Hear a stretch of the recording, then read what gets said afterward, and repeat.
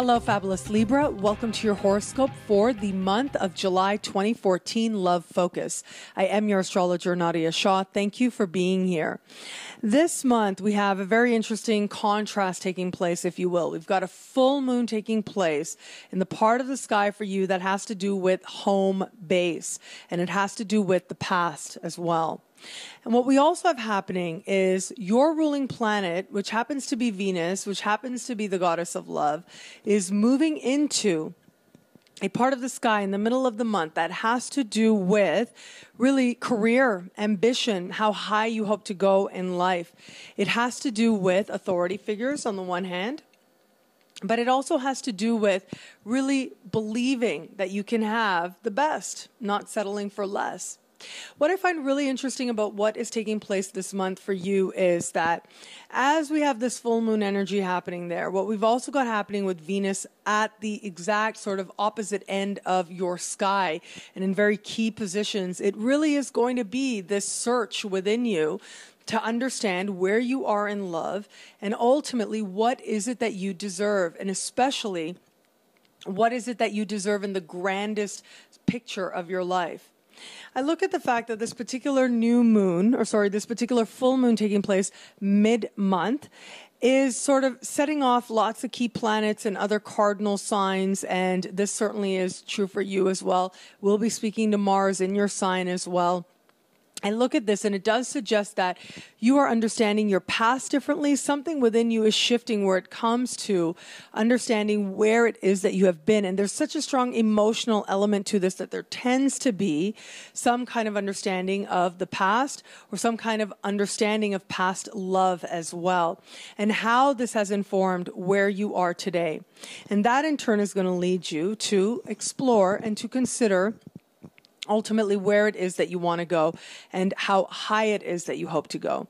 Before the month ends, we are going to have Venus stand across the sky from Pluto, and this tends to be about a once every year visit. And when this happens, when this particular type of conversation happens, it tends to be sort of a make or break moment where it comes to love. It tends to be a moment when we are really looking at where we are and what it is ultimately that we no longer find acceptable. It's really looking at our deal breakers in love. And for you in particular, there is going to be an element here where you're looking at it from a perspective of, does this help me actually get where it is that I hope to go in life? Is this really part of my highest aims and the highest goals that I have coming up ahead for me? And there also tends to be an element here, I gotta say, because Pluto does represent the taboo, and because Venus is hanging out in a part of the sky that has to do with bosses and authority figures, some of you out there, not saying it will be a huge percentage, but I do think that there's going to be some of you out there that have some sort of, whether it's an actual interaction or it's just a flirtation or a conversation, but it does seem like there's some type of exchange that may be taking place with someone who is in a supervisory position or authority role to you. And what it is that you decide to do with this is ultimately going to be up to you. But there does seem to be, again, for a small percentage of you, it's almost like there's an allure happening with someone in a position of some authority. And you are sort of asking yourself, okay, am I wanting to go down this road? And you can see that it may be less than ideal, and especially when you look at workplace stuff, right? And this isn't so much workplace energy, but career energy, really. And if you're looking at really the career that you have, and is this going to really help you in the bigger picture, chances are you're going to say to yourself, no. So which is it ultimately that you're going to choose? And that's going to be your decision.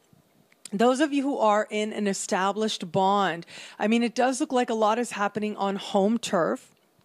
And it does look like a lot of key interactions are taking place in terms of where it is that you are right now and where it comes to home, and where it is ultimately you believe that this relationship is going, and how do the two support each other? How is it that you can create a home environment that supports the highest aspirations, the highest beliefs that you have for what it is that you could achieve together? And what changes need to happen so that you can move yourself together as an entity towards a direction that both of you find not only rewarding, but both of you find to be just right for you in terms of the goals that you have for your life. Those of you who have someone in your sphere, and, sort of putting aside what I already said about authority figures, right? If that's the person in your sphere, then I already touched on that. But I do want to say, for those of you who may have somebody in your sphere, this is also, as I said, deal breaker energy is in the air this month. And so if you are one of those people who have been looking at somebody, I think you're going to get some very clear insights into who this person is in a very undeniable kind of way. Okay, this is who you are. I see it. Does it work for me or not? And there's an element here of really having to look at some truth. And there is an element here also of a power. There's a power element to this, as Pluto tends to suggest, whether it's a power element or you see how this person can be a little bit manipulative even. And we all do it, right? We all have sort of ways to do it. Some do it in more subtle ways. Some do it in more conscious ways, okay? But ultimately, it's going to be up to you to decide if it works for you or not. Those of you who do not have anyone in your sphere, I think this element of you, for one, looking at the workplace, looking at people that you admire even, is emphasized for you. But again, just move carefully, especially if you're one of those people who has ambition and has hopes to actually move yourself, especially in that particular environment, in a direction that you can be proud of. So just take that with a little bit of measure. But ultimately, I do think that this whole idea of you contemplating something deep within yourself and understanding who you are, where you've been in love, and how that's led to where you are right now is going to be a very important energy for you to look at as well. And I do think that for some of you, that's going to be looking at your dynamics of your parents. So if you are one of those people whose parents are alive, I think you're likely to witness some exchange that makes you go, oh, okay, so that's why I am where I am in love. And then you can decide whether that's a great thing. It might end up being a great thing for you, and you understand something more deeply about what you deserve. And for others, it may be a real wake-up call so that you can start choosing a different path for yourself. Regardless of how the sky speaks to you where it comes to this matter of home and how that contrasts the matter of career, ultimately understand that there is a wholeness taking place that has been taking place actually since the start of the year. And this has to do with really checking in with yourself as to why you want what it is that you want. Keep that as part of the bigger picture in mind this month. And as you come face to face with some important decisions as to what emotions, what attractions are worth pursuing and what are not, you're going to find that that self-knowledge really comes in handy in you making a choice that leads you to be very proud of yourself.